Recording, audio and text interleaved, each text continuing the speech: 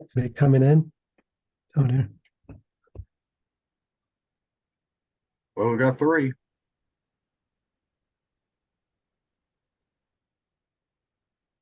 Everybody's connecting. Welcome. Thank you for being here. Hello, everybody. Hello, Alex. Hello, Joyce. Hello. Hello, Nula. Hello. We're just going to give it a few seconds to let perhaps a few more people join who might be coming in. So sit tight.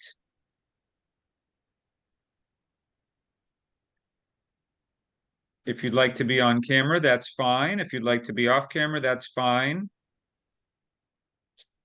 Today is primarily going to be a conversation between several web professionals. We are the web heads here. You can tell by our backgrounds, we're all on the same team. And basically, we're going to have a discussion on the conversation around generating leads, particularly leads online. And in our conversation, we hope that you will get some insights or hear some different perspectives or on certain things. We're not here to give you a particular way of doing things or a model or a modality. We're here to just have a conversation from different perspectives, and hopefully you get some insights or some ideas. So if you want to have a pen and paper handy, that's always good. And at the end, or towards the end, we'll have the floor open to some kind of a Q&A. So if you're here and you have a specific reason why you're here, which might be related to your current web presence, lack thereof, something's not working, you want to make something more improved or optimized, each of us here are available to schedule a one-on-one complimentary phone call if you want to have a conversation with any one of us based on what you hear tonight. So we have a couple more people joining us. Thank you so much. No real rules other than if you can be on mute, that would be fantastic. We're going to hear from primarily us web heads here, and then there'll be a chance for you to come off mute at some point at the end of the night. We'll be an hour or less, so not too much time. But thank you for coming. It's the night before Thanksgiving. I acknowledge that, and you're still here trying to make your business better and improve. So we appreciate that. I'll first start by just quickly introducing myself, then I'll do a brief introduction to each of the web heads, and then we'll go into a little bit of a more deep discussion. But first of all, thank you for being here. My name is Josh Lamothe. My company's called Grassroots Consulting. I've been working for about 15 years with small business owners and private practitioners to help them to basically realign or align, if they don't have any, their branding, their messaging, their web presence, some systems that they may have in order to attract and ultimately convert or close their most ideal clients. Each one of my clients is unique, and we work together to figure out what's the best strategy for them. And I'm also the creator of the Webheads, and the Webheads is a collective of independent web professionals who come together from different expertise and different angles to do live educational events. We usually do events once a week, discussion panels like these, webinars, live webinars, and Q&As. So we like to help people in the audience with their questions or if they need guidance or support. So that's enough about me and the webheads. Let's hear from the webheads. Just a quick introduction, guys. We're gonna do a little longer form in a minute, but just introduce yourself, your company name, and sort of briefly what you do. Let's start with Tom. All right, thanks so much, and a thank you for being here. We couldn't have these events without you. Tom Bartholomew up here in beautiful northern Michigan. I do lead generation in the form of SEO, pay-per-click, and social media management for local service-based businesses, mostly contractors. And yeah, just glad to be here. Thanks. Thanks, Tom. Robert? My name is Robert Coxe. I have Silphium Design here in Northwest Pennsylvania, just south of Lake Erie. I do websites for environmental conservation organizations and associated businesses, and I also do a lot of blogging and accessible websites. Awesome. And Jim? Hello, everyone. Thank you for being here on this Thanksgiving Eve. I'm Jim Hale, coming to you from the mountains of Eastern Tennessee where it's very cold today. I'm with a Los Angeles-based company called GetGeofencing.com. We are a provider of this technology on a global basis, and I look forward to talking with each one of you, and thank you again for being here. Awesome. Thank you, guys. So we've got people on this call particularly, and we always have different web heads doing different things, but on this particular call, we're going to be talking about lead generation from basically three perspectives. One will be the geofencing perspective, and some of you may not know what geofencing is, so it's an opportunity to learn about that. One will be sort of an SEO slash Google Ads perspective, and the other will be from a blogging or a content perspective. All of these are ways in which we can attract more clients, which is what we're really looking for. When we say leads, usually what we're ultimately looking for are great clients at the end of the day. 1,000 leads, if the wrong leads, could turn into 0 clients, but one good lead could turn into a great client. So each one of us has our own particular specialty that we're going to kind of come from in this conversation. But the first thing I'd like to do is give everybody a little bit of a longer introduction into the particular modality you're coming in from, and give a chance for our webheads to just sort of share a little bit more.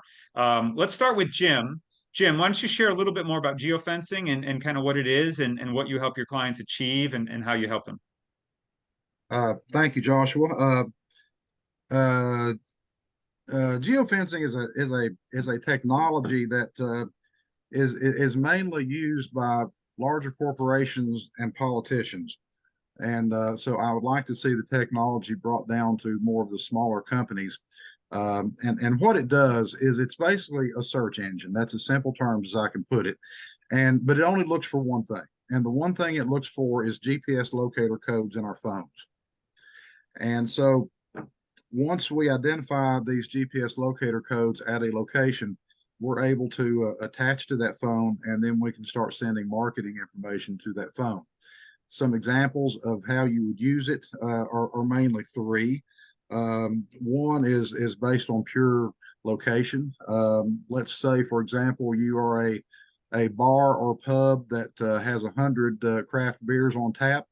There is a craft beer festival in your area. Obviously, people do not go to a craft beer festival if they are not interested in craft beer.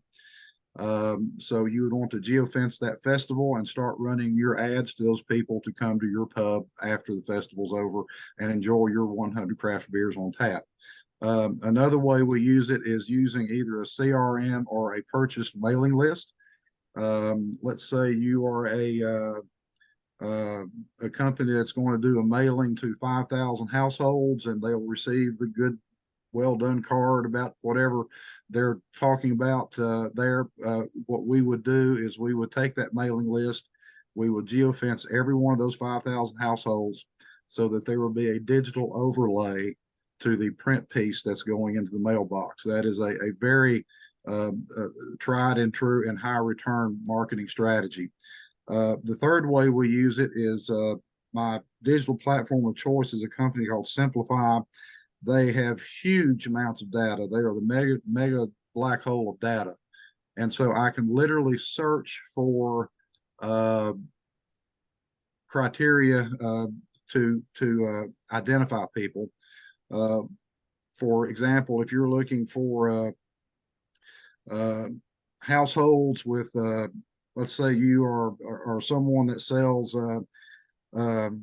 ladies' fashions, just make up ladies' fashions.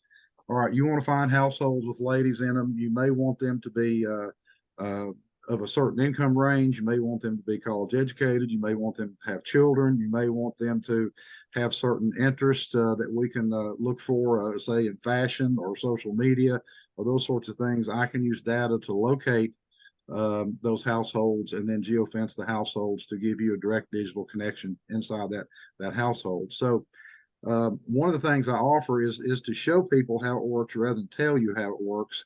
If you can give me, and I'll put my information in the chat, if you can give me the top 5 attributes of your ideal customer and a zip code, preferably a zip code that you know, and one that has a high residential content, I can show you your customers inside that zip code. And then I can geofence those homes so you have a direct access only to those households to the exclusion of any others. So that's a short primer of how geofencing works. So Fantastic. Thanks, Jim. That's really helpful. And we'll come back to what Jim does specifically a little further in the conversation. Let's go next to Robert. Robert, you want to share a little bit about what you do with blogging and how that supports your customers? Yeah, I have a blog on native plants and butterfly gardens that I work on quite a bit, but I help my customers mainly by trying to help them make the connections between what they're doing to help the environment and how people can make a difference in it. And also, of course, with nonprofits, their business is trying to get more members and trying to help their mission. But for also small businesses such as a native plant nursery, what plants are best for the particular pollinators that are in their area. And you can do this by the blogging, by putting the information out there. It helps attract members, prospective members or customers to their nonprofits or businesses. All right. I'll Thanks, get into Robert. more of the blogging, I think, in the next Yeah, if question. there's anything else you want to add, that's fine. Otherwise, we can come back and get a little deeper into that. Okay, yeah. Perfect. Yeah, Tom, how about you? Yeah, thanks, Josh. Yeah, so I help with lead generation. I mean, that's really what I do, and I help a lot of contractors through web design, making sure it's set up properly, through search engine optimization, which can include blog, authoring blog posts, creating content. And I also help, fix your directory listings, make sure you're listed correctly, your name, address, and phone number listed in directories, just anything that we can do to help with your search engine rankings to give you the expertise, experience, authority, and trust that Google looks for when they're trying to decide what to rank or how to rank you in a search engine. And I also help through Google Ads. So I'm a certified Google partner. So I help, that's a great way to get leads in quickly and on a steady basis. The higher quality comes through search engine optimization. It just takes a little bit more time. And that's what I do. Awesome. So, Tom, just so I can follow up. So, I want to ask you first about something as it relates to strategy, because oftentimes what we always discover is that when it comes to the expectations of generating new business or traffic or leads for your website, there's oftentimes a real lack of detailed planning or strategic development that sort of comes on the front end.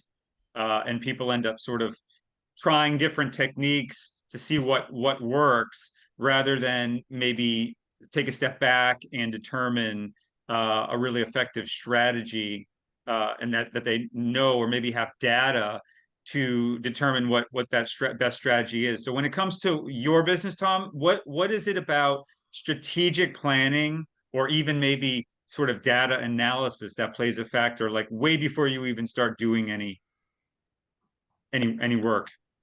Yeah, that's a great question, because if you don't have a plan, then you plan to fail, right? That's the old saying. And what I look for, the first thing I do is really trying to understand my customer's audience, right? Know who that we're going to try to target our message, their product or service, who we're going to target it to. So first I want to make a customer persona, a buyer persona, to make sure that we understand who we're targeting, because then we can use the type of language and stuff that they're going to resonate with and they're going to take action with. And then we want to make sure we have specific measurable objectives. That's where a lot of people go wrong when they're doing their marketing, in my opinion. Where I see is they just go right in, they're like, okay, I'm going to build this website and this is pretty cool, and now I'm going to do this, or now I'm going to do that. Well, before you even start doing that, you want to make sure you have clear goals. We want to make sure, are we aiming for brand awareness? Do we want to do lead generation? I know that's what this talk is about. Or are we trying to get sales? And within that, you got to figure out then what channels are you going to use? Are you going to use Google Ads? Are you going to use social media? Are you going to create a TikTok account? What is it that you are going to do? Are you going to send out email marketing? You have to figure all that out ahead of time. So this is all in the planning stage and creating that strategy of how we're going to connect. We take that buyer persona and we figure out how do we reach them. That's the goals. Then we figure out where are they staying. That's the channel approach. Where are they hanging out, not staying? Are they hanging out on Facebook? Are they hanging out on TikTok? Where are they hanging out? So that way we can figure out that strategy and focus on those by aligning the content with with our buyer persona, their journey stages, the awareness, the consideration, the decision stage, and just make sure we have good tracking ahead of time. We know how we're going to track everything. So that's kind of how I like to look at setting up the strategy or plan for a marketing campaign. Awesome. Thanks, Tom. And I want to ask Jim sort of the same question, because I know that when it comes to what you do with the geofencing, the targeting is everything. So what do you do, Jim, with a client perhaps before you even start doing any kind of targeting? What would someone be thinking about when it comes to the strategy or planning for who would be good to target, or how would they who would they want to target? I would have to echo what Tom said very, very well.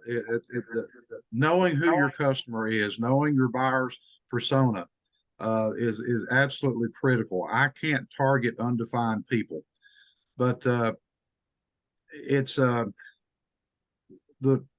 thing that I bring to the table is probably requires for most people a different mindset. I don't know how many people actually think of where people go is a viable lead gen tool, but it is. We all go places. We all go shopping. We all go to sporting events. We all go to places that we go there because we share a common interest in many cases. So that is a very viable way to determine or get in touch with who your ideal customer is based on where they go. But what we're all trying to do is we're trying to get people. We've all heard the term the funnel or the customer journey, and so that essentially is what lead gen is. How do we get people in that funnel, and then work them to ultimately being a consumer or a customer of ours? And the first thing that you have to know is that you can't make someone a customer if you're not connected to them. So you got to figure out who you need to be connected to and then make that happen. And geofencing technology is a different way of doing it. It's a technology that is rapidly being integrated with artificial intelligence, and it is going to be an amazing technology. It already is, but it's going to be even more so in the very near future. And so it's just simply a way of connecting you once you've determined your strategy, once you've determined your ideal customer, and then once you build, and here is something that's critically important: your website's got to be good, your reputation has got to be good. All those things that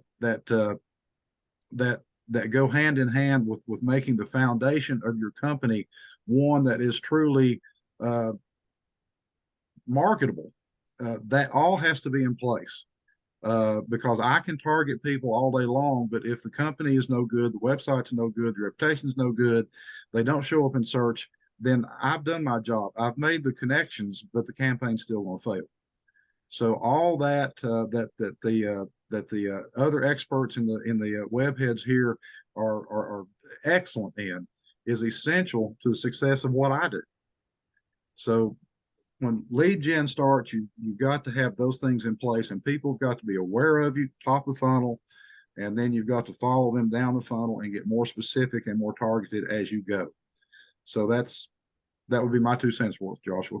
Oh, that's more than 2 cents. I mean, that to me, there's two parts. There's getting people to your ultimate place where you're going to have them take their action, right? And by that, I usually mean signing up for something or booking a phone call or downloading something or doing something that gets them in the next step of basically introducing themselves to you so that you've collected some kind of information from them, which is the most important part of lead generation, aside from a phone call maybe that they make directly.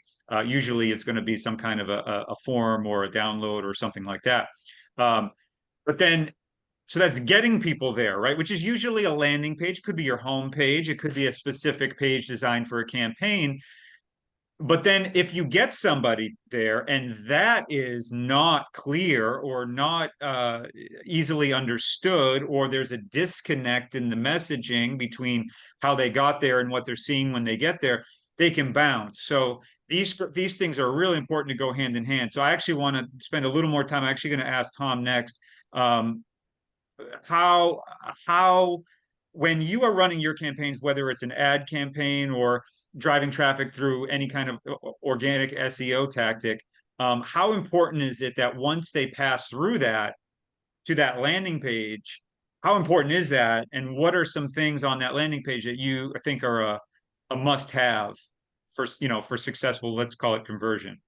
Sure, just like Jim was saying, if all of your ducks aren't in a row, we'll use that analogy. If not, if all of your ducks are in a row, your website, your social media, if you're not showing up in search engines, everything is really for not, your marketing is not going to work. Like Jim was saying, you need to have certain things. And when I run campaigns, especially, let's talk about pay-per-click campaigns. So if I'm running a pay-per-click campaign, a lot of times what I run into when I get with the customer, a misunderstanding is we're just going to run these, we're going to send the leads to their homepage. Well, I don't like doing this because it'll give us a low conversion rate because the landing page is not specific enough. So when I'm running ads, I work with a lot of roofing companies. So when I run an ad for a roofing company, if we're going to do a ad that says, get a free upgrade from 3-tab to architectural shingles, when they click on that and they go to the landing page, if it was just their normal old homepage, well, it doesn't give me what I'm looking for when I clicked on that ad. So what they need to have is when I click on it, it needs to go to the page, and right at the top, it needs to say free upgrade to architectural from 3-tab, exactly what your ad said. So that way the people know exactly they're in the right place. So clear value proposition, minimal distractions. You don't want to have a whole bunch of cluttered pages and stuff like that. And really strong, compelling, action-oriented calls to action. You want to get them to do something, kind of like Joshua was hinting towards. You want to, whether they're going to sign up, enter their email to get your infographic or whatever it is. So, and then you want to have some trust signals. Like you want to have like maybe testimonial to show your social proof, some certifications, whatever that may be. And the last thing I would say with this is it needs to be mobile responsive. We think that now in today's age, everybody with website is mobile responsive, but they're not. In fact, I'm running a campaign right now. 100% of the traffic, which is a lot of traffic, is all mobile. Not a single person has clicked on that ad from a desktop. So it's changing, and it's going. It was 50% a year ago. Now it's probably more like 80% mobile. So you want to make sure it's mobile responsive. And then always test, of course, do some A/B testing, making sure things work properly, but it needs to be specific to the offer or whatever it is you're doing to make sure that it's clear and compelling and gets people to take action. You want to get them to convert, have those high conversion rates. Oh, that's great stuff. Yeah, that we could probably have an entire conversation just around that where there's no disconnect between what they're expecting and what they're seeing when they get there. It's amazing how much times we run into that, and when we modify it properly, how much different the results can be. So it really proves how important it is. But I want to hear from Robert also, because this kind of in my mind, this plays with a little bit with another angle, which is blog posting, right? Because and I'll tee you up, Robert, and then you can answer it. But Okay. basically, most of us know that writing blogs or articles, let's just call it, for not everybody has a blog, but articles, let's just say, on their website is a great way to increase your website's sort of footprint, making your website more robust, making it more larger is good for search engines. We sort of have an idea that that's true, most of us, even lay people. But what we don't always consider is that these blog posts that are out there making your websites jump from dozens of pages to hundreds of pages, depending how many you're writing, all can kind of serve as landing pages that people are coming back to, especially if your blog is addressing certain questions or providing a certain answers to as a resource. And that blog can be a landing page that can also serve as a strong call to action. So, Robert, what I was going to ask you was, when you're writing blog posts or blog pages or articles, how important is it for you to include those calls to action and making it leading it towards maybe some kind of offer other than just reading the blog post, if you know what I mean? It's quite important. And oftentimes in my blog post, I'll have a link to an affiliate supplier of either a plant or a seed or books of interest where you can read more about the subject of the blog post. And so these calls to action are very important. And each blog post is another opportunity for somebody to find you. And something to be aware of with blogging is blogging is a very long game. It takes a long time for you to really get any traction in it. You have to remember, when you start your web page and your blog, you're just another face in the crowd with something to say. And so you want to build your authority, and your blog helps you build that authority, helps you show that you're an authority. And a lot of people ask, well, how long does it take? Well, it can take about 6 to 8 months before you really see any activity. And this is some people call this the Google sandbox. My current blog on native plants and butterfly gardens, I started to see some activity in that 6 to 8 months, but it really got going after about 2 years.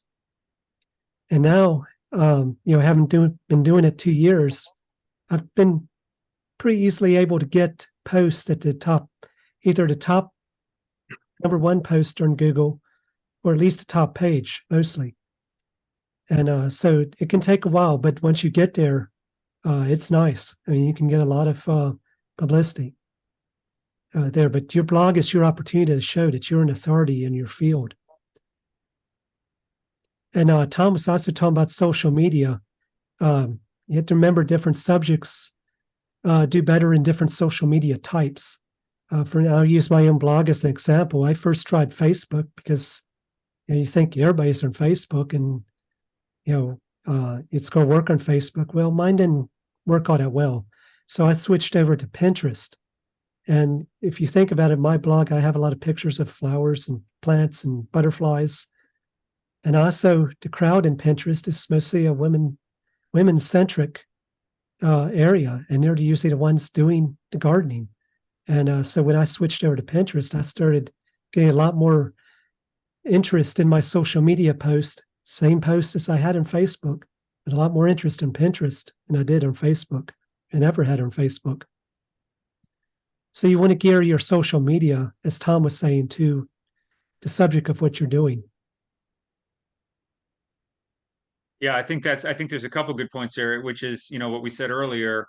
Number one, is blogging a strategy that is going to be what you as a business owner or you as an expert or are you trying to educate people? And if so, blogging or article writing could be a way to do that, but there needs to be an understanding that in that strategy, it's a long-term strategy, but the benefits can really pay off. So this is yeah, go ahead, Robert. Well, I add something to this. You happen to jog my memory on this.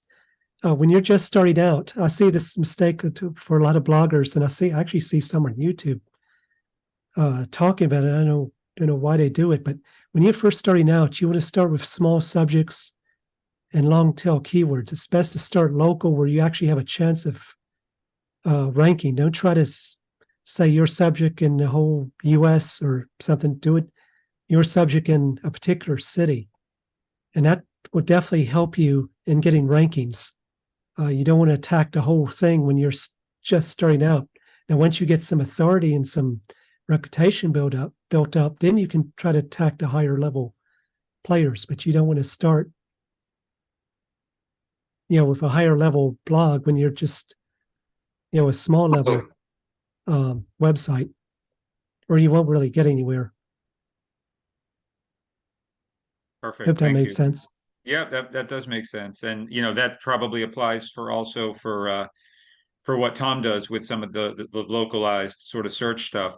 But the fact that you brought up with blogging as a long-term play made me think that I want to sort of counteract that with sort of what's the short-term play. So let me jump to Jim, because I think, Jim, I have a feeling you and probably Tom have strategies that are more shorter term, meaning you're hitting people when they're perhaps actually looking for something in the moment that they need right away. So Jim, how immediate, if you have a good campaign, is the effects of the campaigns that you see using geofencing? Immediate access to people and converting them, I guess, is my question. Okay. Well, one client base we work with is personal injury attorneys. And, a personal injury attorney is not someone you need until you do.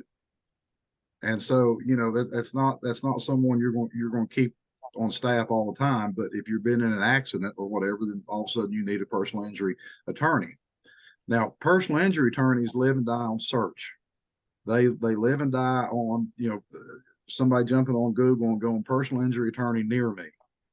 So then you all of a sudden this list of personal injury attorneys comes up, and the numbers show that if you're not in the top of that page, then forget about it. No one's going to get to you. So what we do for them is we geofence locations where injured people go. Now that might be emergency rooms, that could be physical rehab centers, that could be orthopedic offices, that could be auto collision repair shops. Those are locations where you go if you've had some sort of injury.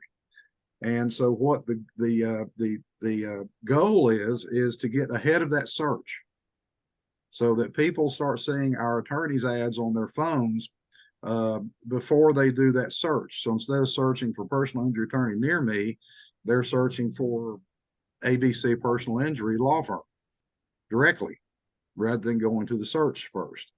So that will be a more direct application of geofencing and how it can get in front of things when you need to be in front.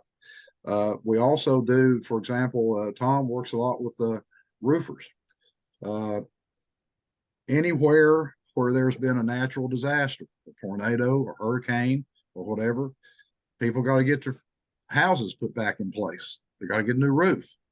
So we have roofing firms that engage us to geofence those areas where a hurricane or tornadoes come through, and start running our roofing clients' ads to people that are there, saying, hey, we can help you with your roof and help you with deal with your insurance company. I'm a bad ad copywriter, but that's the gist of what it says. But geofencing does allow you to be in the moment, and it's very nimble. I can literally change an ad or a campaign within an hour's time. So I can quickly pivot from one subject or one something to another something in that audience at very light speed. So that would be an example of how geofencing can be immediate. That's great, and that's why we love having you in this call, because not too many people are aware of the power of geofencing, especially when it comes to knowing your audience as clearly as the examples you're giving. You can literally be focusing on people who, making the assumption that people who are going to a particular type of medical facility have a particular type of problem that perhaps you have a particular solution for, unrelated to said medical facility, but you're able to actually sort of tap into that, and it's very real world, which is really interesting. A lot of marketing is done online now, but there's such a merging of what's happening in the real world as people are literally going about their life and doing their sort of 3D stuff, and then you're pairing that with serving them ads or serving them information, highly targeted, that's digital. So I love that combination plus the immediacy. Tom, when it comes to, because Jim kind of mentioned, I think you should probably complete this thought. Obviously, when people are in the moment, like they need a personal injury lawyer, or they need an emergency, perhaps roof situation, or other types of things, or they're just looking for something that they're needing in general, they go to Google, right? So how is Google Ads or organic, affect good organic search related to the immediacy of people, looking for services or products they need now? Sure, that's a great question, because we do hear that a lot, that SEO, search engine optimization, blogging, article authoring is a long-term strategy, right? That's a long game. I always like to talk about it like it's a stock market. When you invest in the stock market, you don't expect a return tomorrow, but in a couple years, in 5 years, 10 years, yeah, you expect a lot of return, a good percentage. So that's kind of like how I like to think of SEO. Maybe not 5 years you'll get results. It won't take that long, but it does take time, and the longer you do it, the more results you're going to get, the higher return. But for the right now, because when somebody's typing into Google Ads, we need to know how a search Google page result page is, right? So right at the top is not even your organic results. Right at the top is 2 or 3 ads, sponsored results. That's an ad. That's a Google search ad, text ad, whatever you want to call it, Google ad. The next thing you'll see on a page is the map pack, especially if it's a local type search. You're going to get the Google business profiles. You're going to get 3 of them. Google's played with different numbers, so there's 3 of them there. So that's a good SEO technique to get listed in there. And we could talk probably a whole discussion on the Google business page. And then you have another sponsored listing, at least one typically, depending on how much competition there is. And then it goes into your organic listing. So if you want to get listed at the top part of the page, you almost need to do Google Ads, pay per click. And that's how there's been lots of studies that show that when somebody's typing in something, a lot of times they'll click on the first or second result, whether it's an ad or not.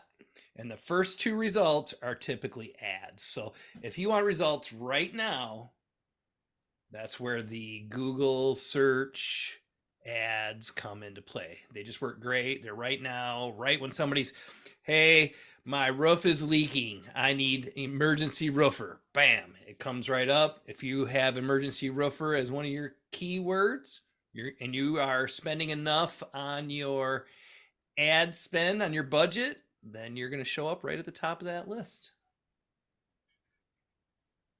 Awesome. And it all comes back to strategy, right? Because you got to figure so much time and energy and money, if you're doing paid, can really be spent, or wasted almost, if you are not strategizing as best as you can. Of course, nobody has the exact answers. There needs to be some form of perhaps testing or trial and error, and that's what makes it so good that Jim and Tom, to some extent, can pivot if a campaign is not working, or one is working more than another. You can sort of pivot in that way. But without really identifying a strategy, you might go down one road and not realize that you're very far off. Just kind of like what Robert was saying, where he went from thinking people were on Facebook, because of course that's where everybody is, to realizing, no, a combination of my audience and knowing who they are and knowing where they're at told him do the same tactic, just on a different platform. So it really reinforces where you need to know that kind of thing. And it's not something that we all know without some sort of a research, but people like us are available as sort of partners to help guide people there. So I'll just give each person a quick chance to answer this question. Jim, let's start with you. What's sort of the first thing that you do when you're working with somebody to kind of help them determine, what their what their best strategy is going to be? Like, what's the first kind of steps in your process? I always do this, and I do not deviate from it. When I have someone contact me and they've got an interest in geofencing, the first thing I tell them is we're a long way away from talking about geofencing. Geofencing may or may not be a technology that will help you. But I tell them what I'm interested in is your success, whether it involves geofencing or not. So I ask them to share with me a little bit about who they are, tell me about their company, tell me about who their ideal customer is, and tell me what issues they're facing. And then after I've gotten the feel for that, then and only then do we talk about tactics. And geofencing is a tactic. It is just like SEO or keywords or paid ads or anything else. It's a tactic. And if it's not if it is not preceded by strategy and understanding, then tactics often are subject to failure. And so when I deal with a client, and believe me, I talk to people, and I may spend an hour or an hour and a half with them. At the end of the discussion, I may say to them, and I do this real often, geofencing is not a technology that's suitable for what you're wanting to do and where you are. And so I would suggest that maybe you think of this, and then oftentimes I'll refer them to someone like Tom or Robert and say, these people are experts in this niche and area, and I think that's where you need to be talking now. So that's what I do, first of all, because I would rather do no business than bad business. And geofencing is amazing technology. It should only be used, and the large companies know this, it should only be used in conjunction with other omni-channel approaches. Geofencing is never, ever, ever a standalone approach. Never. So you need to have the total marketing package. So that would be my answer to that, Joshua. Perfect. Robert, what are some of the considerations that you think someone should think about before starting a serious content, writing campaign? Oh, well, kind of like Jim, you want to think of what your long-term goals are, because as I said, blogging is a long-term game, and you want to make sure that your blogging is matching what your long-term goal is. If you're blogging to a short-term goal, your post won't gain traction by the time or within that short term. So you want to think of long-term goals, what your mission is, what kind of connections you want to make. And also another strategy in blogging that you want to try to look at, which I found seems to help quite a bit, is you want to try to figure out how to do compound subject post, so you can rank highly in the blog. And so when you actually do get that reputation, some of your posts that you've written previously will start to come up. And that's another strategy. And for example, one thing that all subjects really have to deal with, it's always ranking high in search, is Wikipedia. And I'm actually a Wikipedia editor. I do a lot of articles on Wikipedia, but if you're doing singular subjects such as a plant, in my case, a plant or a butterfly, well, there's going to be a Wikipedia article on that plant or butterfly. Going to Tom's subject, there's going to be a Wikipedia article on roofing and say hurricanes. But what if you write a post on typical roof damage from a hurricane or from a hailstorm? That's a compound post where you're combining roofing and say damage from whatever type of storm, which Wikipedia wouldn't have a post on. So you can actually have a chance of ranking either number one spot or pretty close to the number one spot. So you want to look for opportunities to make connections with the nonprofits or the business's mission to try to get better blogging posts and therefore have better success. That's great information. And if anybody here is thinking about blogging and wants to have sort of a conversation around that, Robert is definitely available to do that. And if you want to put your information there, Robert, in the chat so people could see that, that would be fine. Yeah, I guess same question to you, Tom. Like, what's the initial? I know you mentioned an avatar, which maybe you want to explain a little more what that is. But what is sort of the first step when you work with somebody, or at least help them in determining what strategy is there? What kind of considerations do you have?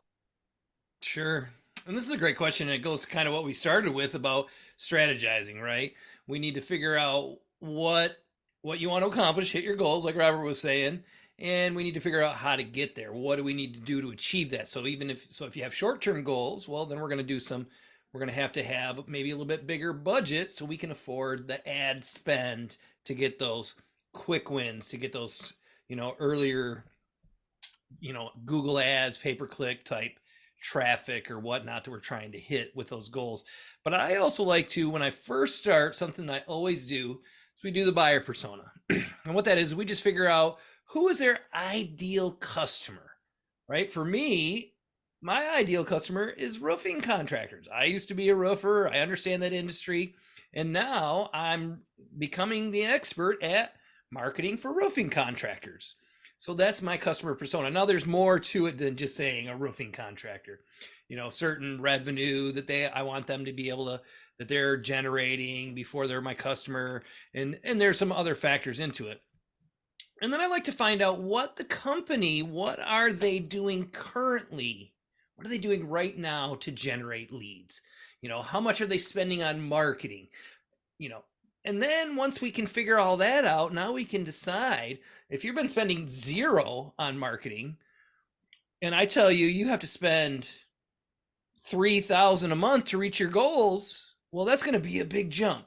But if you say, well, we've already been spending, $1,000 on Google ads and, a little bit here and a little bit there, well, then that's going to be a lot easier, to kind of digest when we start talking about all the different ways, because marketing is, when you really want to get results, it's not free.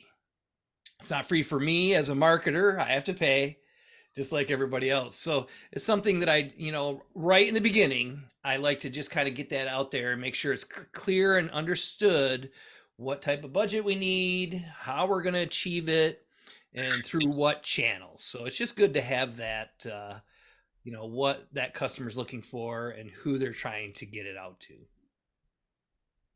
Great answers. Before we go into, if anyone here would like to ask any questions based on anything you heard tonight or something you're dealing with, we're going to open that up in the last 10 minutes or so. But just really quick answers, final answers. I just want to ask each of you one question.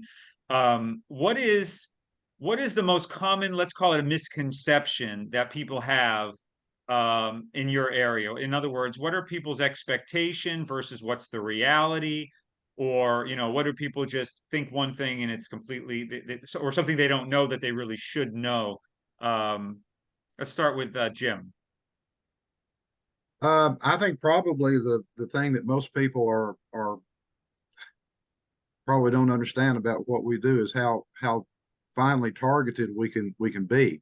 Most people think of geofencing, they think of like a radius around the location or a county or whatever. But this technology, I can geofence a conference center, and my boundary is accurate to 18 inches. So I can target, for example, a VIP tent at a golf tournament, not the whole golf course. So most people don't understand how targeted the technology has got. Perfect. Glad you ended on that note. I think that's really important for people to know about geofencing. And make sure your information is there, Jim, if anybody has any interest in doing a strategy call with you. Robert, anything about blogging that people, I know you mentioned that it takes a long time. Maybe that's what people don't really realize. But is there anything else as it comes to any other misconceptions or misunderstandings about blogging? Yeah, what Josh mentioned, that it can take a long time to really make any progress in blogging. But also, I think another misconception is it's really a full-time job. I mean, it takes a long time to get out those blog posts. It's not just the writing. You have to find your imagery. You have to get your images in the right format.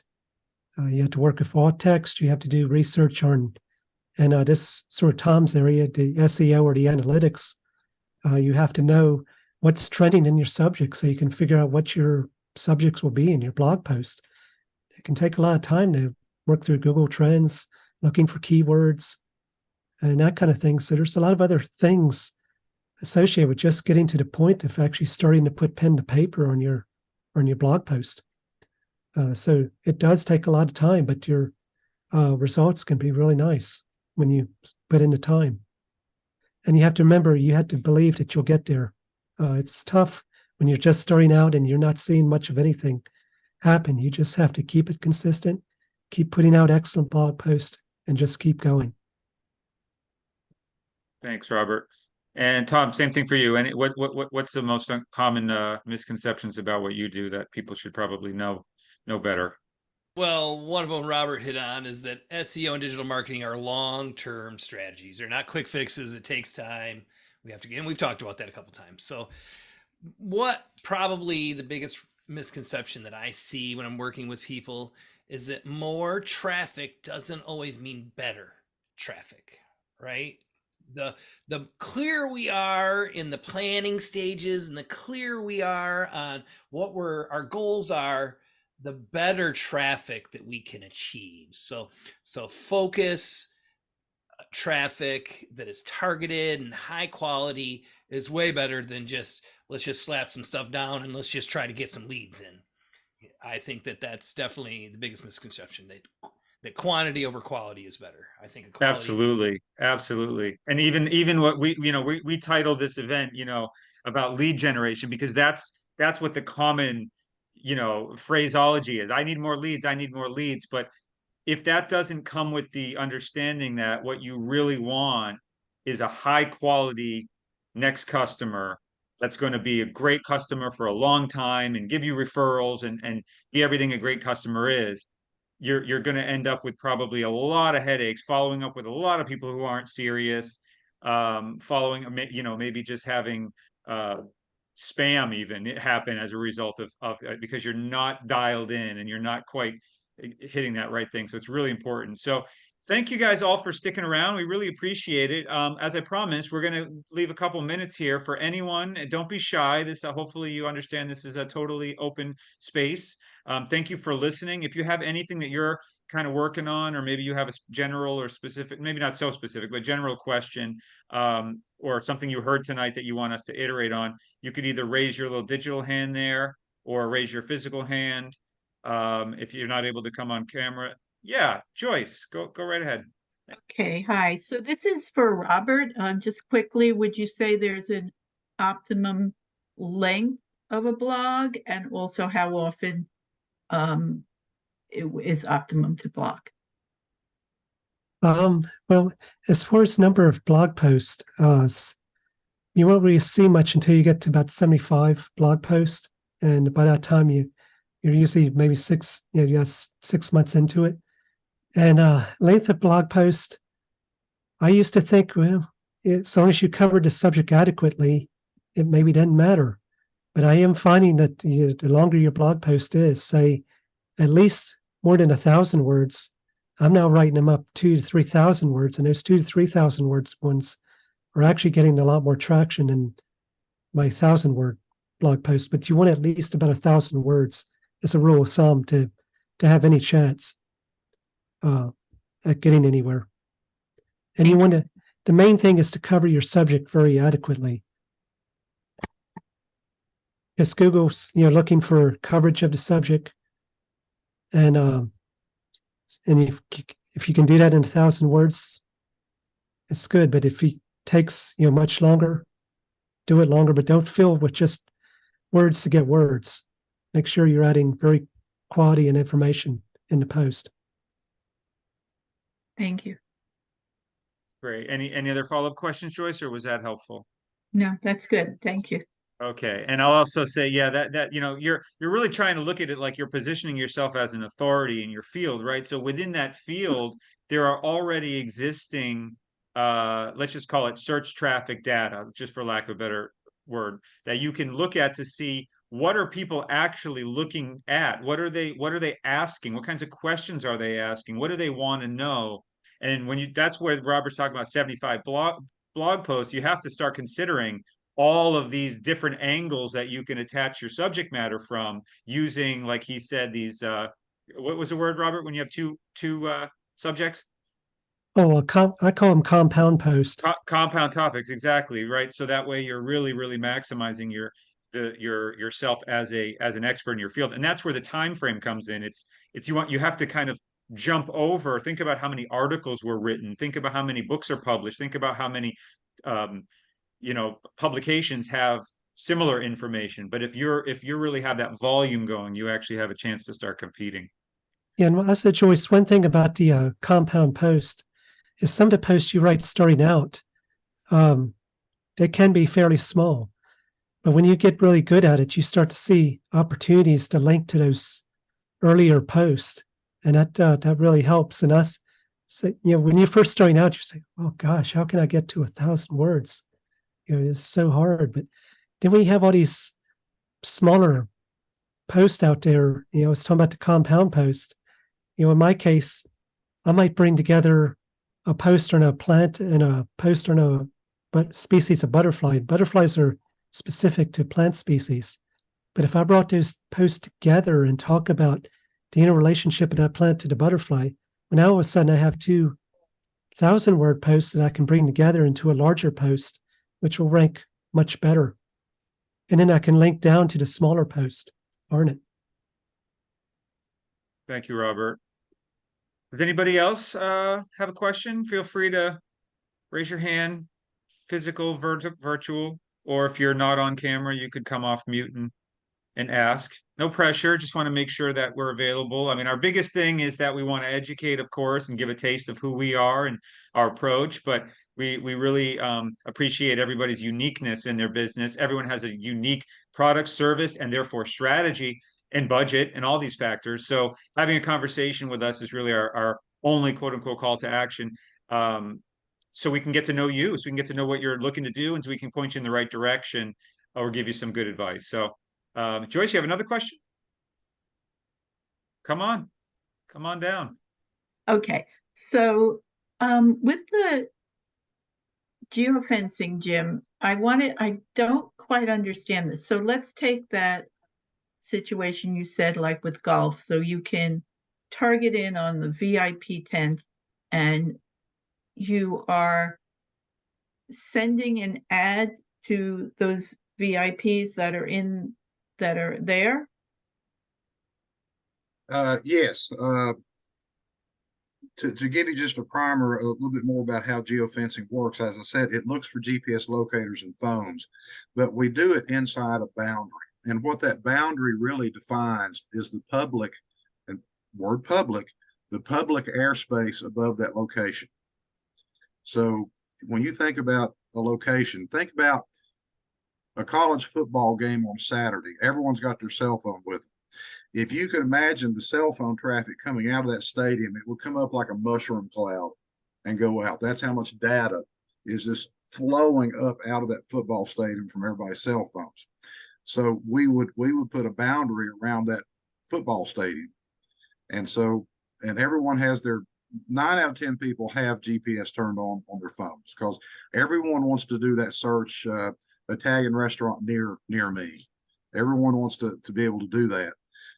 So therefore we can identify those GPS locator codes. So what we do is once we do that and we attach to the phone, we can send advertising to that phone either via advertising supported apps or advertising supported websites.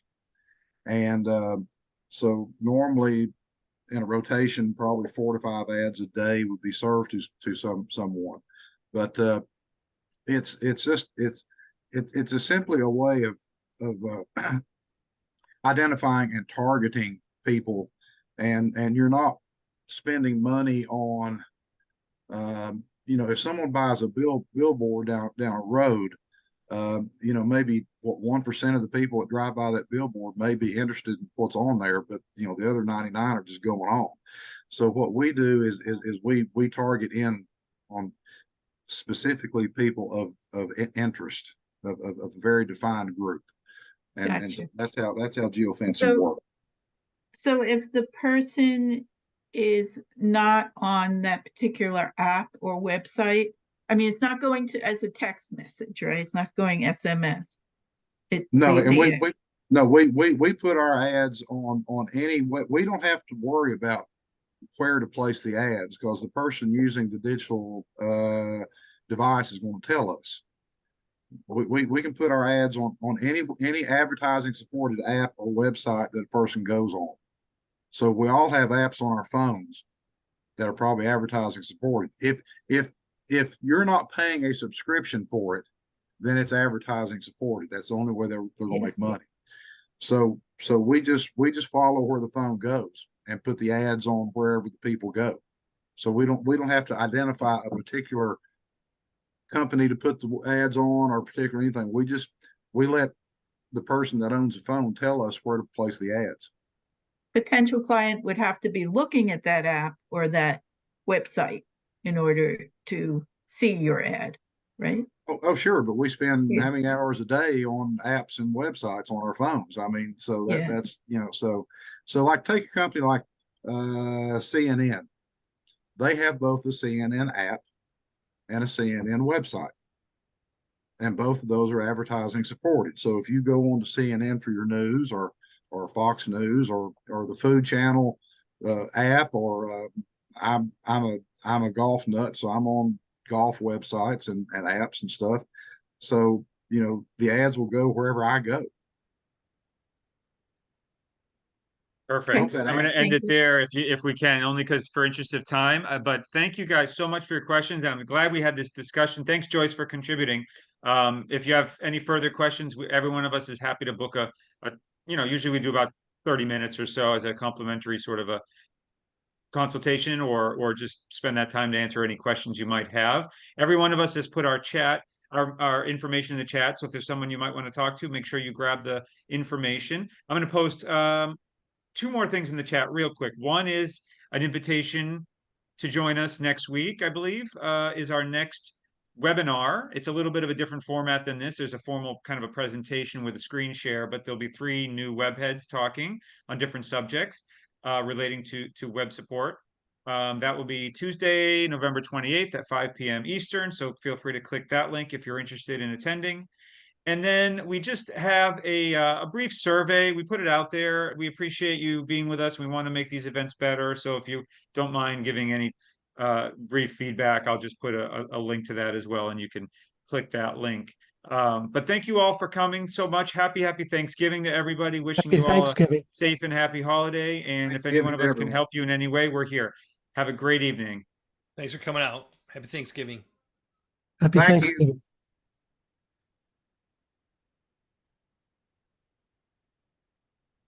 Bye-bye, everybody.